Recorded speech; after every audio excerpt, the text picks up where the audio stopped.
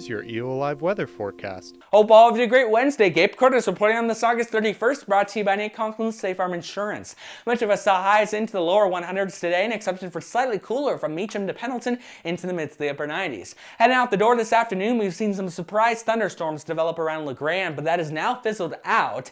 It will remain dry overnight tonight, with just a few clouds left over into the early evening up towards the north, otherwise completely clear tonight, dropping those temperatures into the upper 40s to lower 50s across much of the central part of our region, warmer out towards Pendleton and Ontario into the low to mid 60s.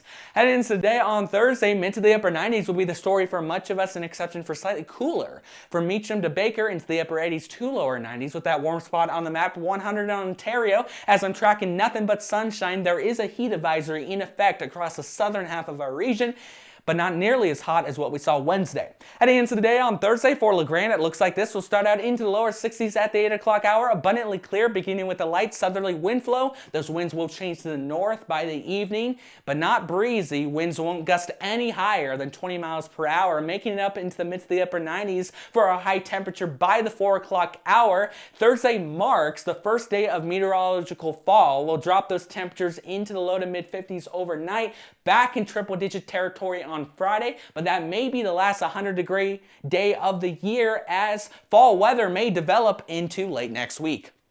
As we head into my 7-day forecast, tracking scattered clouds Saturday morning and again Sunday afternoon. Otherwise, we will remain abundantly clear into early next week, keeping those temperatures at least cooler for the most part than what we've seen this week, but still remaining above average, ranging between the upper 80s to mid 90s. Luckily, Labor Day is one of those cooler days in this period, but we won't see major cooling until the second half of next week, with those lows making it back into the 40s and potentially even 70s just past my 7-day forecast.